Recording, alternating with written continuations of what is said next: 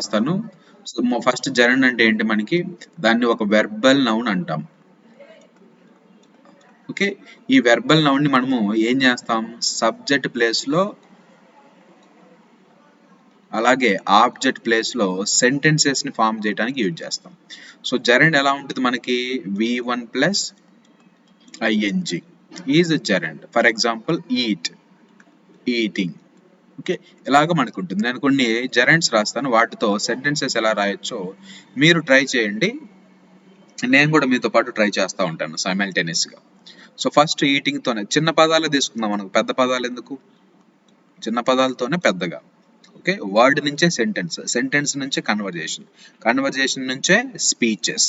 So అలాగా నిదానంగా చిన్నది ఏ నుంచి జెడ్ వరకు ఒకేసారి పరిగెత్తకూడదు, ఏ నుంచి బి సి డి అలాగా నిదానంగా వెళ్దాం. సో ఈటింగ్, ప్లేయింగ్,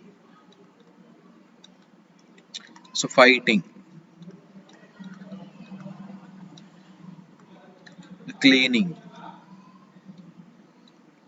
సో ఈ 4 జెరండ్స్ మీ బుక్స్ లో రాసుకోండి అందరూ. మీ బుక్స్ లో రాసుకొని వీటితో సెంటెన్సెస్ రాయడానికి ట్రై చేయండి. మనకి యాక్చువల్గా సబ్జెక్ట్ ప్లేస్ లో మనం ఏం రాస్తాము, హీ గాని షీ గాని లేకపోతే వ్యక్తి పేరు కానీ రాస్తాం. నేనేమంటున్నానంటే జెరండ్ తో రాయమంటున్నాను. జెరండ్ ని మనం సబ్జెక్ట్ చేయొచ్చు, ఆబ్జెక్ట్ చేయొచ్చు, వాటితో మనం సెంటెన్సెస్ రాయొచ్చు. మనకి ఒక సెంటెన్స్ ఫార్మ్ చేయడానికి ఫార్ములా ఏంటి మనకి ఇక్కడ, subject plus verb plus object. So దీన్ని యూజ్ చేసి మనం మాట్లాడొచ్చు ఇక్కడ.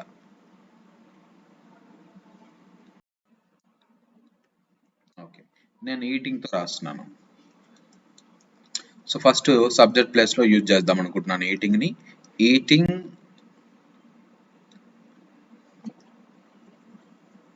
ఈటింగ్ హెల్ప్డ్ మీ, ఈటింగ్ హెల్ప్డ్ మీ, తినటం నాకు సహాయం చేసింది. ఏం సహాయం చేసిందో అది కూడా రాసుకోవచ్చు. Eating helped me to gain wait.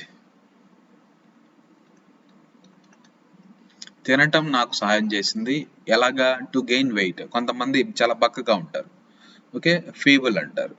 వాళ్ళు చాలా బక్కగా ఉంటారు, వాళ్ళకి శక్తి రావడానికి కోసం వాళ్ళ అమ్మ నాన్న అందరూ ఏం చేస్తుంటారు, పెడతా ఉంటారు, వీళ్ళు తింటా ఉంటారు. సబ్జెక్ట్ ప్లేస్ లో యూజ్ చేశా. దీన్ని మళ్ళీ నేను ఆబ్జెక్ట్ ప్లేస్ లో కూడా యూజ్ చేద్దాం అనుకుంటున్నాను. సో ఇప్పుడు he helped,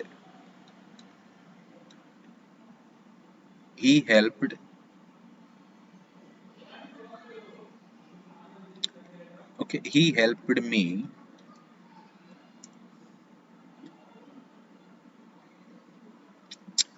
in eating food. So ఇది ఇలాగే రాయొచ్చు, ఇంకో రకంగా రాయొచ్చు, he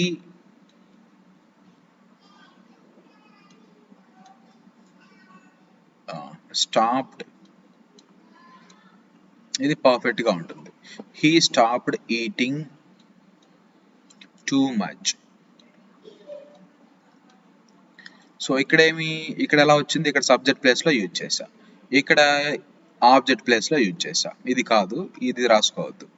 he stopped eating too much. So object place లో కూడా రాసాం కదా మనం. అలాగే ప్లేయింగ్ ని కూడా మనము సబ్జెక్ట్ ప్లేస్ లో ఆబ్జెక్ట్ ప్లేస్ లో యూజ్ చేద్దాం. మనకి సెంటెన్స్ ఫార్ములా ఏంటి, so subject plus verb plus object. So eating తో రాసాము, ఇప్పుడు ప్లే తో రాద్దాం. సో ప్లే తో ఎలాగ తప్పులు పడినా పర్లేదు నాన్న రాయండి. కరెక్ట్ సెంటెన్సెస్ ఎలా అంటే అది మీరు ఫర్దర్ గా ముందుకెళ్లే కొంది నేర్చుకుంటా ఉంటారు. సో ప్లేయింగ్ ని సబ్జెక్ట్ లో ఒకసారి రాయాలి, ఆబ్జెక్ట్ లో ఒకసారి రాయాలి. సో సబ్జెక్ట్ లో నేను ఎలా రాస్తున్నాను, playing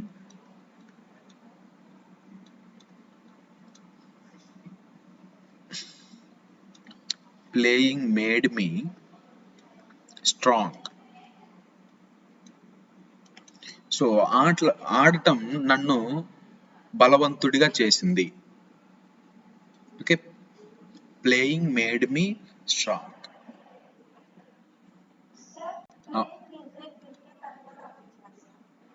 playing is a playing is my favourite sport అని రాయొచ్చు నువ్వు. Playing is my favourite habit అని రాయొచ్చు.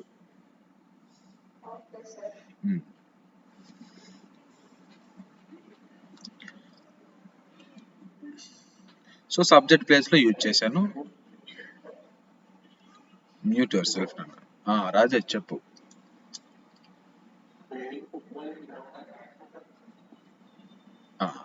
అది ఎలా రాస్తావు? సబ్జెక్ట్ ప్లేస్ లో ఉండాలి. Playing football. అలా కాదు. ఎలాగంటే playing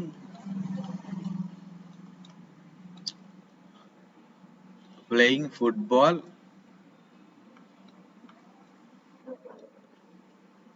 in a ground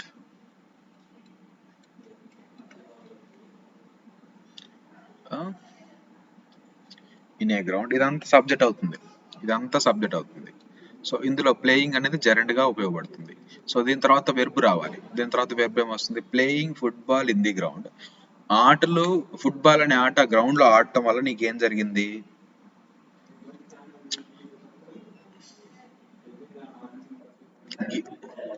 gives me energy. Okay, gives me energy or happiness ఏదని రాసుకో. అంటే ఈ విధంగా కూడా రాయొచ్చు అని నేను చెప్తున్నాను. ఇదంతా సబ్జెక్ట్ అవుతుంది. ప్లేయింగ్, ఇందులో జెరండ్ మనకి సబ్జెక్ట్ గా ఉపయోగపడుతుంది. Playing football in a ground. Football ని గ్రౌండ్ లో ఆడటం నాకు ఎనర్జీని, ఆనందాన్ని ఇస్తుంది.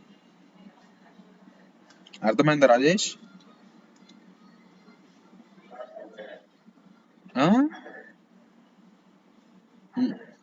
ఓకే. ఇలాంటి సెంటెన్సెస్ నువ్వు ఎక్కడ చూస్తావంటే నావెల్స్ లో, ఏదన్నా బుక్ రీడింగ్ లో ఉంటాయి.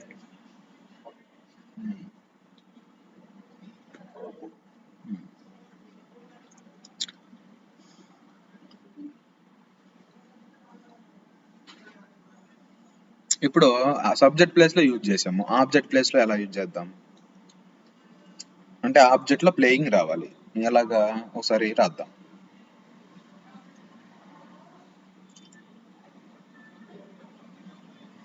మీ పేరు రాసుకోండి. కృష్ణ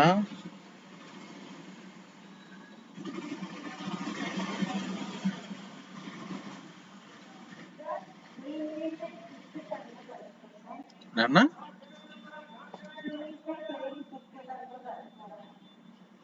అప్పుడు సబ్జెక్ట్ ఏంటి అక్కడ? హీ ఈజ్ ప్లేయింగ్ క్రికెట్ అంటే సబ్జెక్ట్ హీ కదా. నేనేం చెప్పాను? సబ్జెక్ట్ ప్లేస్ లో ప్లేయింగ్ ఉండాలి.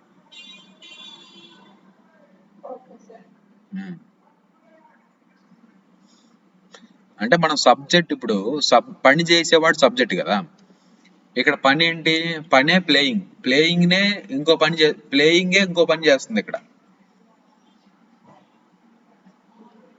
కొంచెం కన్ఫ్యూజింగ్ గా ఉంటది, ఎందుకంటే ఇవి advanced way of writing sentences. మనం ఎంతసేపు ఉండి ఒకటే సెంటెన్స్ రాస్తున్నాం చిన్నప్పటి నుంచి. I play games, we play games. అలా రాయొచ్చు, ఇలా కూడా రాయొచ్చు. Playing made me strong. Playing football in a ground gives me energy, happiness. Football ground లో ఆడటం నాకు ఎనర్జీని, ఆనందాన్ని ఇస్తుంది. కృష్ణ, ఇప్పుడు ఆబ్జెక్ట్ ప్లేస్ లో ప్లేయింగ్ రావాలి. Krishna began playing football in a ground. ఇప్పుడు చూడండి, ఇప్పుడు కొంచెం వెరైటీగా ఉంది. కృష్ణ ఏం చేశాడు? ఫుట్బాల్ ని గ్రౌండ్ లో ఆడటం స్టార్ట్ చేశాడు, బిగిన్ చేశాడు. సో ఇక్కడ ఫుట్బాల్ అనేది ఆబ్జెక్ట్ ప్లేస్ లో వచ్చింది. సారీ, ఇక్కడ ప్లేయింగ్ అనేది ఆబ్జెక్ట్ ప్లేస్ లో వచ్చింది.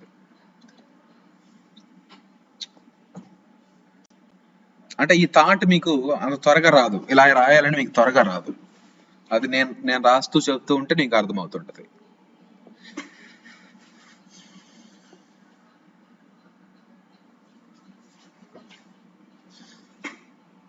ఇంకొక వర్డ్ ఉంది కదా, అది మీరు రాయండి చూద్దాం మీకు ఎలా వస్తుందో. ఫైటింగ్.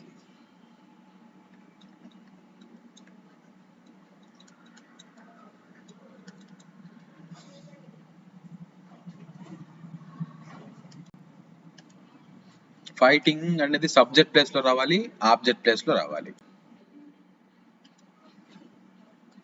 సబ్జెక్ట్ ప్లేస్ లో అలాగే ఆబ్జెక్ట్ ప్లేస్ లో రావాలి.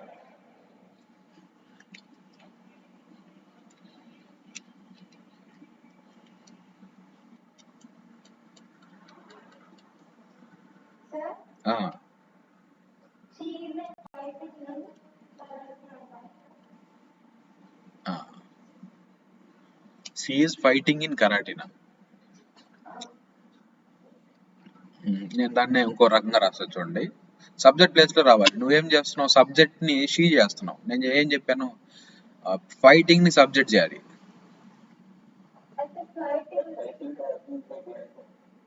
Fighting is a game.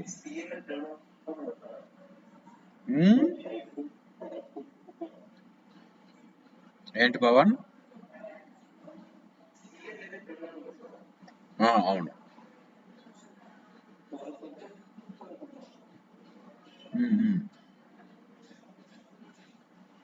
నేను ఎక్స్ప్లెయిన్ చేస్తాను, unmute your self.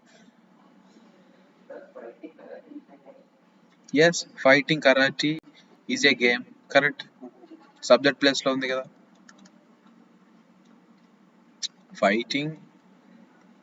Fighting is a game, simple. Karate అని కూడా రాయొచ్చు. ఇంకో రకంగా ఎలా రాయొచ్చు, సబ్జెక్ట్ ప్లేస్ లో ఉంది. ఇప్పుడు ఆబ్జెక్ట్ ప్లేస్ లో రాయాలి.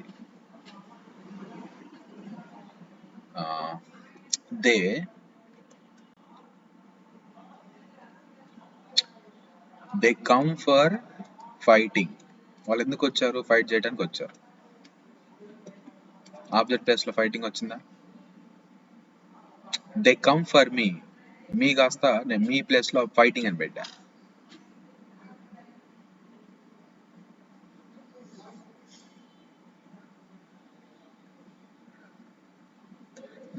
ఇంకో టైం ఉంది మనకి, క్లీనింగ్ అనేది ఒకటి ఉంది. క్లీనింగ్. మీరేం రాస్తున్నారంటే, మీరు ఎలా సెంటెన్స్ ఫామ్ చేస్తున్నారంటే, మీకు మీ ఆలోచనకి నా ఆలోచనకి ఎలా డిఫర్ అవుతున్నామంటే, ఇప్పుడు he is cleaning his room. అతని రూమ్ క్లీన్ చేసుకుంటున్నాడు. ఇది యాక్చువల్ యూసేజ్ ఆఫ్ క్లీనింగ్. అది వెర్బ్గా మారింది ఇక్కడ. వెర్బ్ అంటే పనిని చెప్తుంది. నేనేమంటున్నాను, జెరండ్ గా మారి అది సబ్జెక్ట్ గా అవుతుంది. అప్పుడు ఏమొస్తుంది, జెరండ్ అంటేనే సబ్జెక్ట్ ప్లేస్ లో యూజ్ చేసేది, ఆబ్జెక్ట్ ప్లేస్ లో యూజ్ చేసేది. అప్పుడు ఏం చేస్తాను, సబ్జెక్ట్ ప్లేస్ లో యూజ్ చేయాలి. ఫస్ట్ క్లీనింగే రాసుకోండి. Cleaning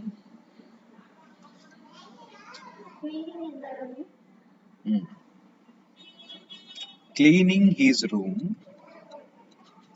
his room is his regular duty. ఇప్పుడు చూడండి, క్లీనింగ్ హిజ్ రూమ్, అతని రూమ్ ని అతను క్లీన్ చేసుకోవటం అతనికి ప్రతిరోజు చేసే జాబ్, డ్యూటీ, పని.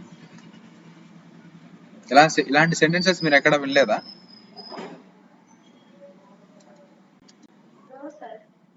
ఇదే ఫస్ట్ టైం అంటది, అందుకే కొంచెం కన్ఫ్యూజ్ అవుతున్నారు. ఇలాంటివి కనిపిస్తాయి మనకి. Cleaning his room is his regular duty. ఇంటిని క్లీన్ చేయటం అతనికి ప్రతిరోజు ఉండే పని అని అర్థం. అప్పుడు క్లీనింగ్ సబ్జెక్ట్ ప్లేస్ లోకి వెళ్ళిందా, ఆబ్జెక్ట్ ప్లేస్ లో కూడా తీసుకెళ్ళచ్చు. This is how we can play with words. Object place లో ఏంటి, హీ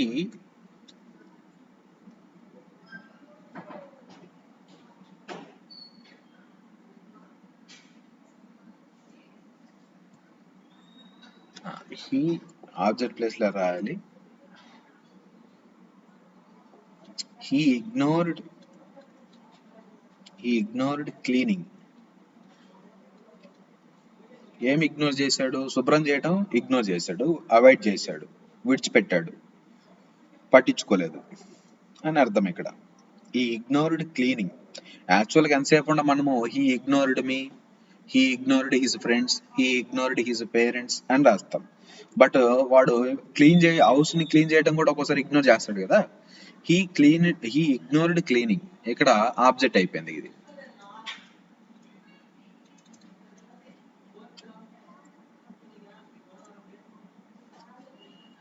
అంటే ఇప్పుడు ఒకసారి మళ్ళీ ఎక్స్ప్లెయిన్ చేస్తాను చూడండి, అప్పుడు మీకు క్లియర్ గా అర్థమవుతుంది మనకి. సో జెరెండ్ ని v1 ప్లస్ ing అంటారు. దాన్ని సబ్జెక్ట్ ప్లేస్ లో ఆబ్జెక్ట్ ప్లేస్ లో యూజ్ చేయొచ్చు. Okay, eating helped me to gain wait.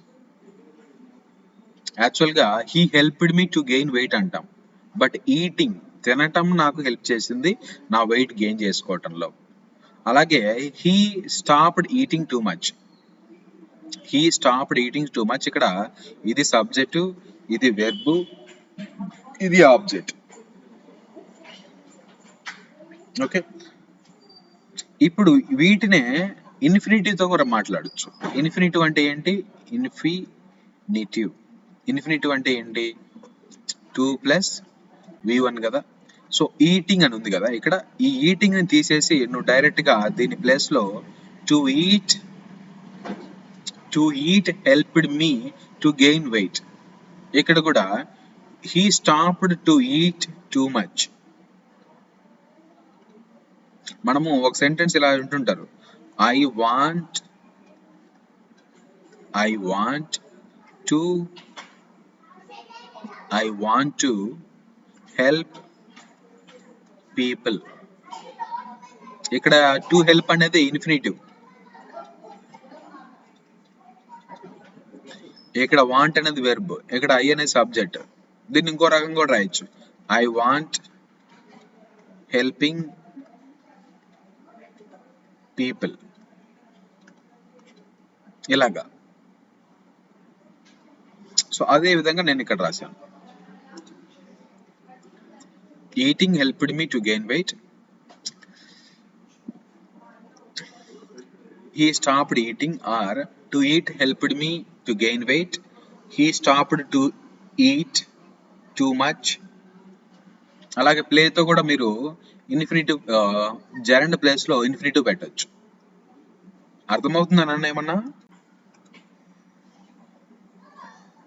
Hello,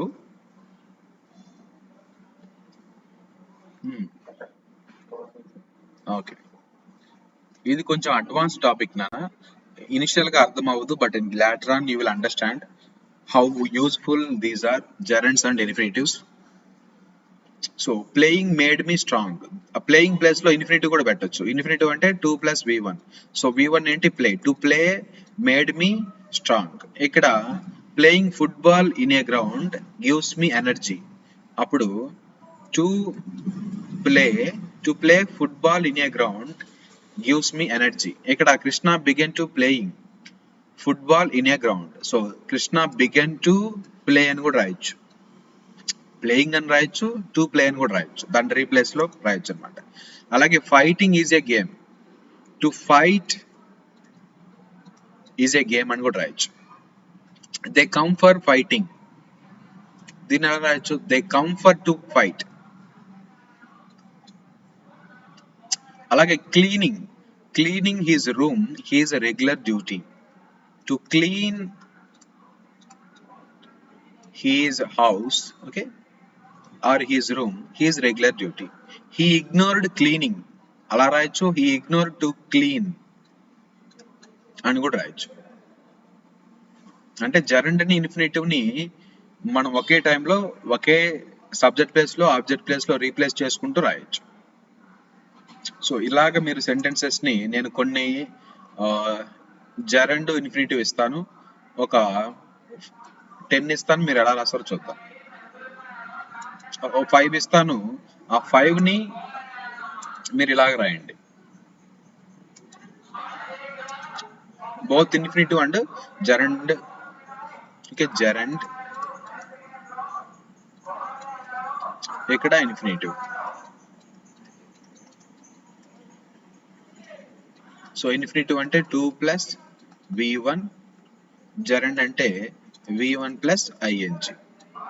so for example నేను ఒకటి ఇస్తున్నాను చూడండి, ఇక్కడ కేరింగ్ ఇదేమవుతుంది ఇన్ఫినిటివ్ లో టు కేర్. ఇక్కడ టేకింగ్, ఇక్కడ ఇన్ఫినిటివ్ లో ఏమవుతుంది టు టేక్. ఇక్కడ వాచింగ్, ఇక్కడ టు వాచ్. ఇక్కడ జెరెండ్ ప్లేస్ లో స్పీకింగ్, ఇన్ఫినిటివ్ ప్లేస్ లో టు స్పీక్. ఇక్కడ యూజింగ్, ఇక్కడ టు యూజ్. మర్చిపోవద్దు, వీటిని సబ్జెక్ట్ ప్లేస్ లో ఆబ్జెక్ట్ ప్లేస్ లో యూజ్ చేయాలి. సో ఈ అసైన్మెంట్ చేయండి, రేపటికి ఎలా చేస్తారో చూద్దాం. తప్పులు పోయినా పర్లేదు, you do the assignment, I will tell you how to do it in next class. So that is your assignment.